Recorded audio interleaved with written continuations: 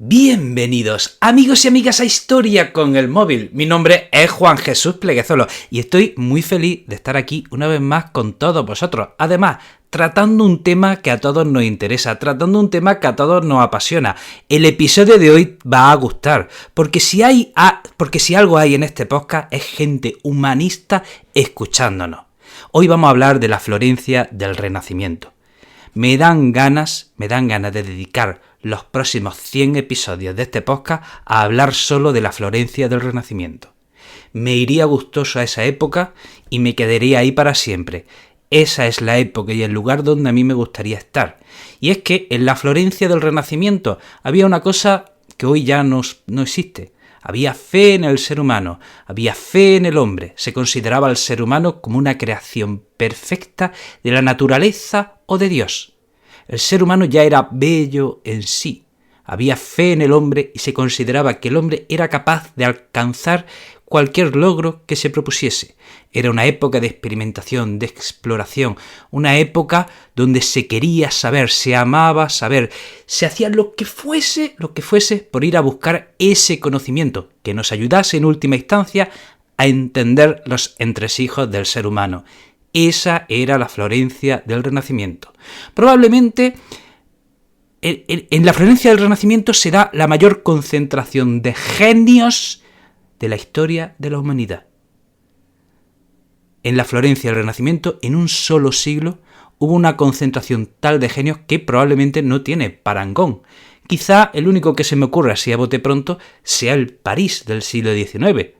Allí también estaban esos pintores impresionistas y postimpresionistas que la liaron bien, o quizá la Atenas clásica, o quizá el Nueva York del siglo XX.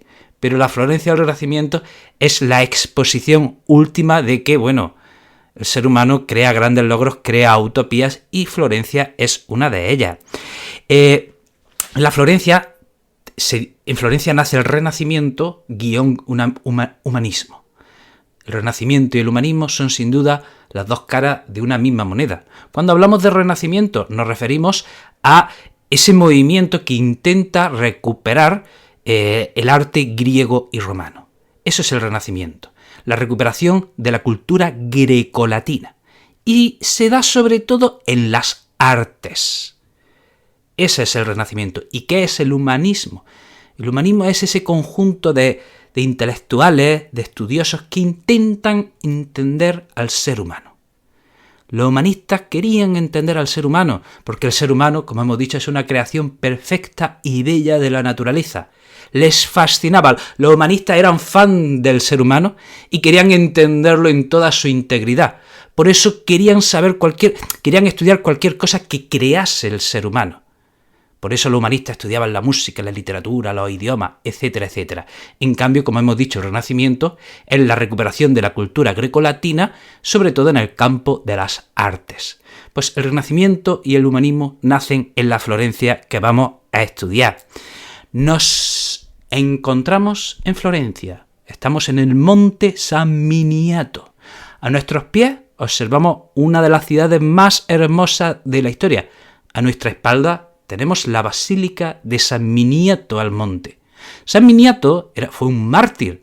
En el año 250 después de Cristo, el emperador Decio emprendió una persecución contra los cristianos. Y parece ser que San Miniato era un monje ermitaño cristiano que fue decapitado. Siglos después se le construyó a San Miniato esta hermosa basílica. A nuestros pies, como hemos dicho, tenemos la hermosa ciudad de Florencia y destaca, qué bonita en todo su esplendor, esa catedral Santa María de las Flores y esa cúpula que desde luego parece una joya de Dios. Esa cúpula es interesante.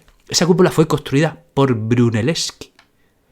Y la gente le decía, tú no puedes hacer una cúpula tan grande. Eso es imposible. Solo los romanos podían hacer una cúpula tal. Tú no puedes igualar a los romanos, dijo Brunelleschi. ¿Qué me estás contando? No insultes mi inteligencia. Yo he dicho que puedo construir una cúpula y la voy a construir. Y así se construyó la cúpula, una de las cúpulas más grandes que se habían construido desde el Panteón de Agripa. Desde el Panteón de Agripa en el 27 a.C., pues allá que va Brunelleschi a hacer otra cúpula que la igualaría en belleza o la superaría. Pero lo de Brunelleschi es fascinante. O sea, la historia de Brunelleschi, o sea, 20 años antes, en la misma Florencia, Brunelleschi se las vio en un concurso de escultura contra otro genio, otro gigante, estamos hablando de Ghiberti. Resulta que en esa catedral, estamos en 1401, se va a construir el baptisterio de la catedral y un gremio organiza un concurso para construir las puertas del baptisterio de la catedral de Florencia. Había que esculpir el sacrificio de Isaac. Se presentaron los mejores escultores del mundo y a la final llegaron Ghiberti y Brunelleschi. Ganó Ghiberti merecidamente con el sacrificio de Isaac.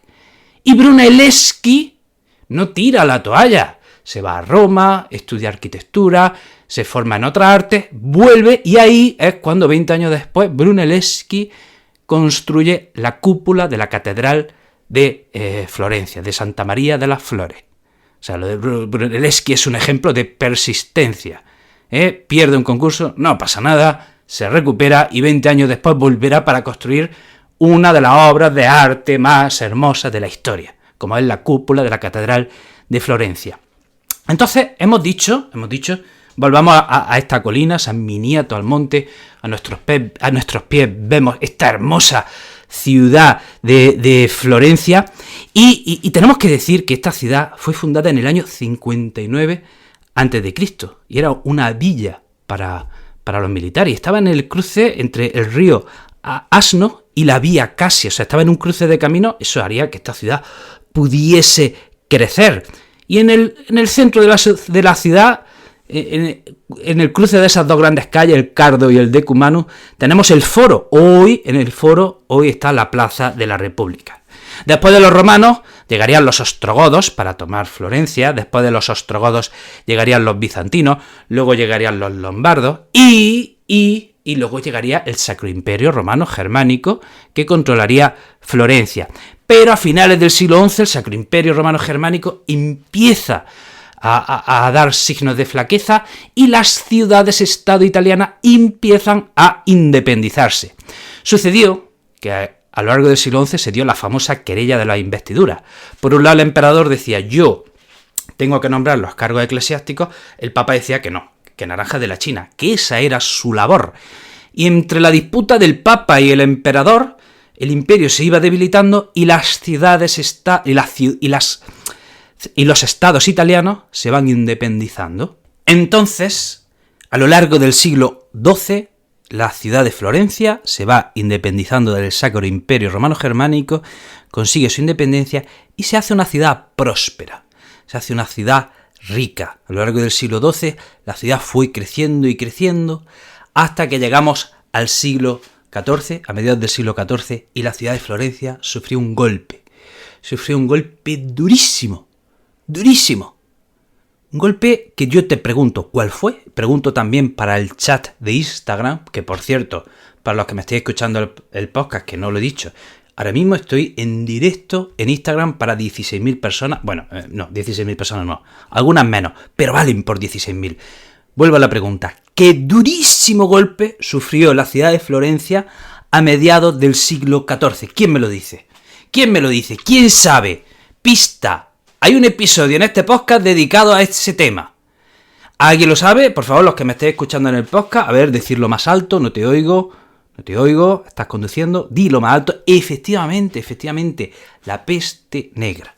La peste negra, ya saben que asoló a mediados del siglo XIV Europa, y en 1348 llegó la peste negra a Florencia, y hay quien dice que pudo haber acabado con la vida del 50% de la población de Florencia. Imagínense.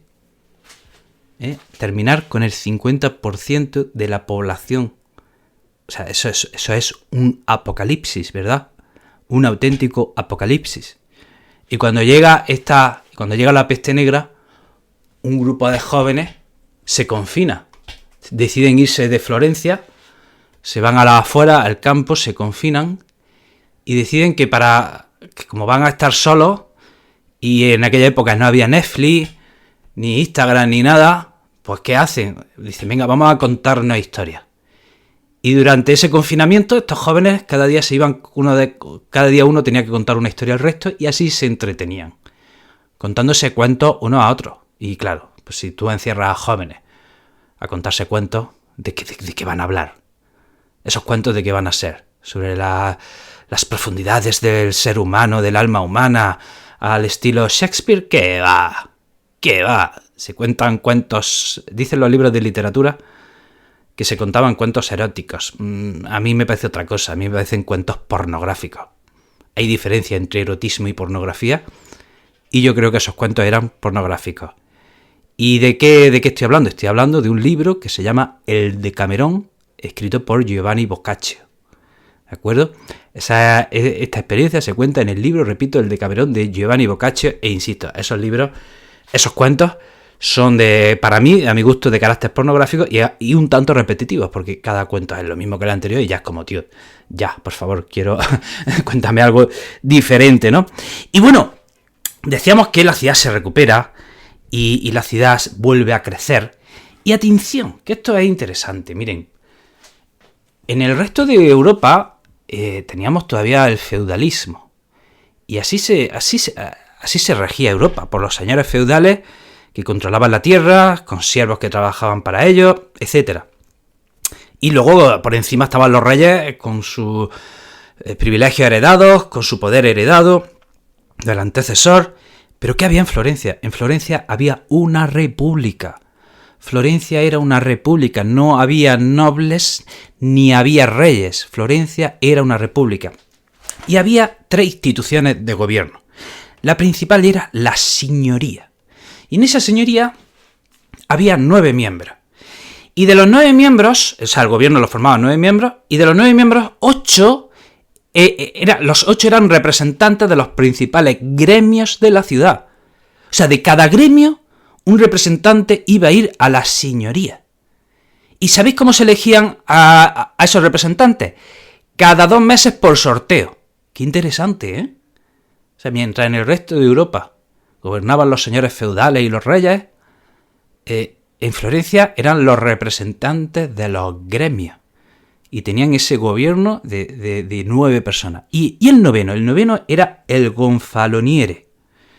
Era como el jefe ejecutivo, como el presidente de la señoría. Este era quien más poder tenía. Quédense con este nombre, gonfaloniere, que luego lo vamos a sacar.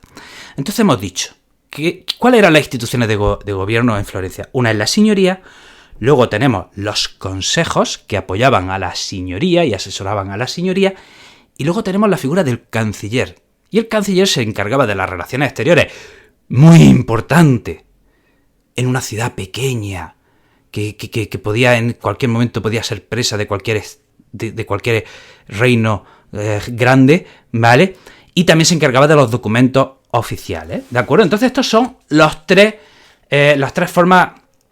instituciones de gobierno. Y ahora, ¿qué sucede? ¿Por qué en Florencia se da el Renacimiento? ¿Por qué en Florencia se da esa generación de artistas que quieren recuperar la cultura grecolatina? ¿Por qué en Florencia surge el humanismo? ¿Por qué hay allí unos intelectuales que quieren entender al ser humano y para ello removerán Roma con Santiago para conseguir cualquier documento que les acerque a entender al ser humano? ¿Por qué surge el Renacimiento y el humanismo en Florencia? ¿Qué sucedió allí? Bueno, pues un factor que pudo ser. Tenemos por un lado una república de comerciantes. Una república gobernada por gremios, interesado en que la economía funcionase. Pero es que también se alinearon los astros y empiezan a darse una sucesión de gobernantes intelectuales, amantes del arte, obsesionados con la cultura grecolatina, que harán todo por promover las artes. ¡Qué suerte tuvieron! ¡Qué suerte tuvieron estos florentinos! O sea, que se les encadena una serie de gobernantes intelectuales, genios, brillantes. ¿Qué hace? Pues que Florencia fuese lo que fue. Hace 2 episodios hablaba de que como en el Imperio Romano la dinastía antonina también es conocida como los 5 emperadores buenos. 5 emperadores seguidos buenos gestores, que no metieron al imperio en empresas absurdas. ¿Y cuál fue el resultado? Que el imperio romano alcanzó su mayor cota de poder y expansión y esplendor. Aquí sucede algo parecido. Durante un siglo se suceden y concatenan varios dirigentes intelectuales amantes de las artes y de la cultura. Resultado, Florencia, cuna del Renacimiento. Florencia, cuna de una de las mayores generaciones de genios y artistas de la historia. ¿Y de qué estoy hablando? Vamos a hablar, miren, de los cancilleres.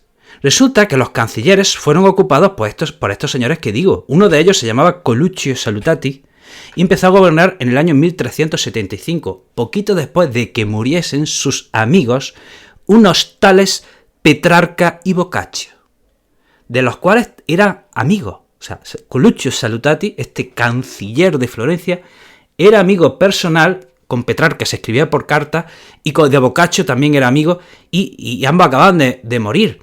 Y este Coluccio Salutati, o sea, por ejemplo, entre sus labores fue la de difundir y divulgar la obra de Cicerón.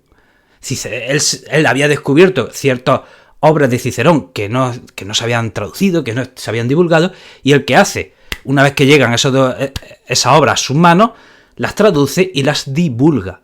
Pero es que Coluccio Salutati, consciente de que había un tesoro cultural en Grecia, dice, bueno, estos documentos hay que traducirlos. ¿Qué pasa? Que en Florencia pues nadie hablaba griego. Dijo, no pasa nada. Contrató, desde el Imperio Bizantino, contrató a un profesor de griego, Manuel Crisoloras. Se trajo del Imperio Bizantino a un profesor de griego. ¿Para qué? Para que viniese a Florencia y enseñase griego a otros. Y así, si él enseñaba griego a otros, se podrían traducir los documentos de los grandes filósofos y grandes literatos griegos. O sea, este tío dice, no, como que no sabemos griego, venga, me lo traigo de la otra parte del imperio, le pagamos lo que haga falta. Pero este tesoro de cultura griega hay que traducirlo y divulgarlo. ¿Qué habría hecho esta gente con los medios que tenemos hoy, ¿Qué habría hecho esta gente? Me lo pregunto. Luego a Coluccio Salutati le sucedió otro canciller, también amante de la arte y del humanismo, Leonardo Bruni.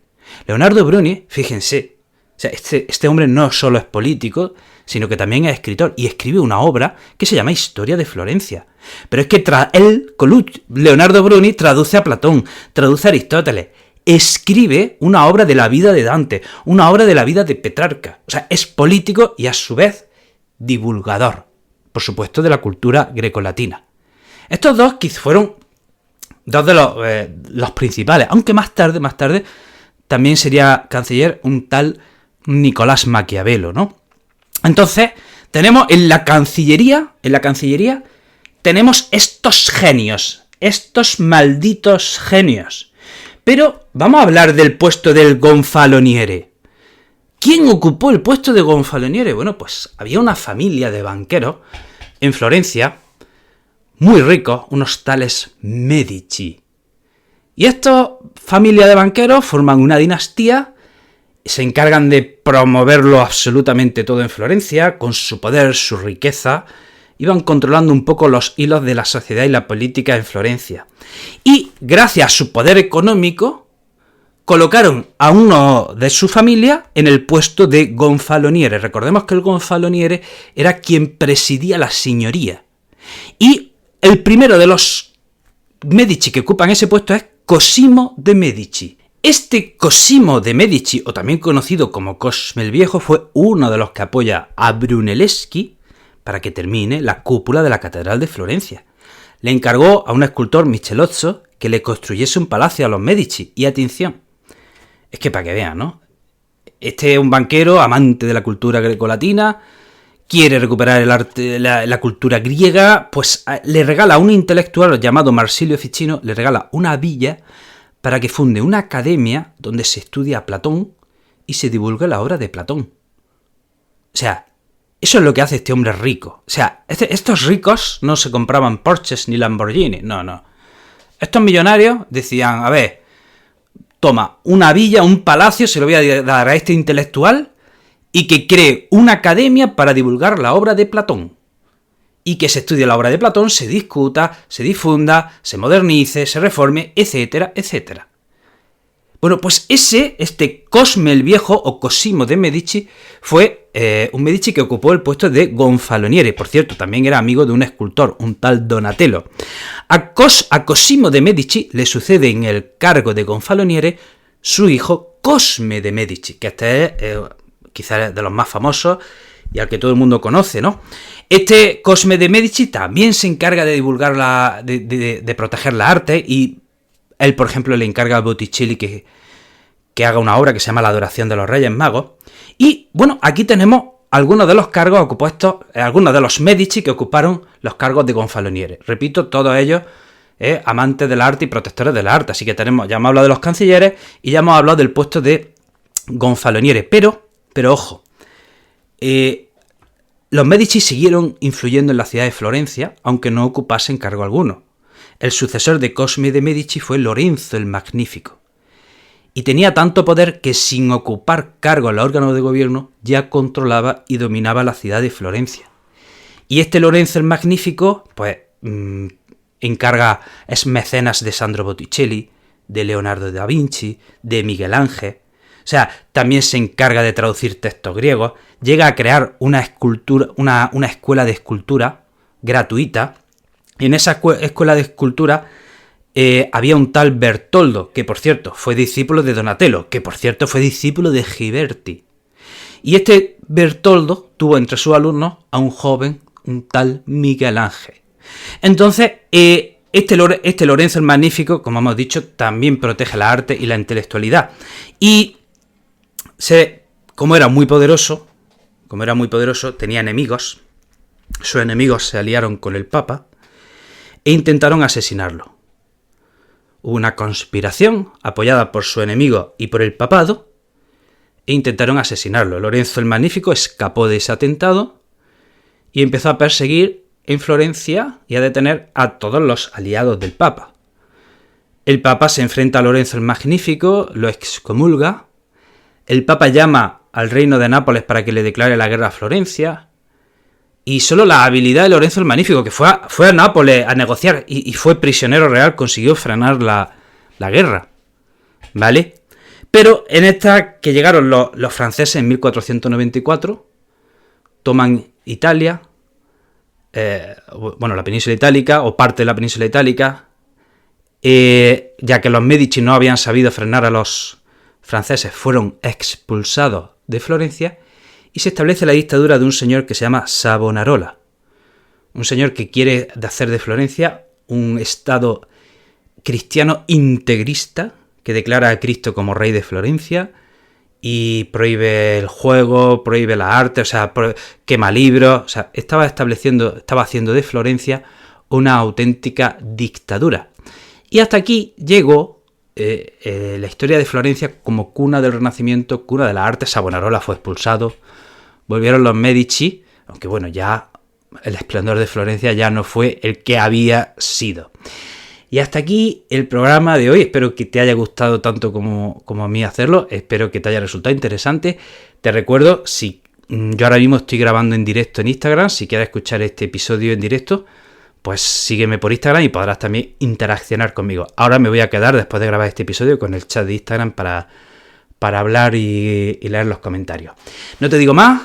Te recuerdo, no te olvides de ser feliz, te mando un pedazo de abrazo y nos vemos en el próximo podcast. Chao.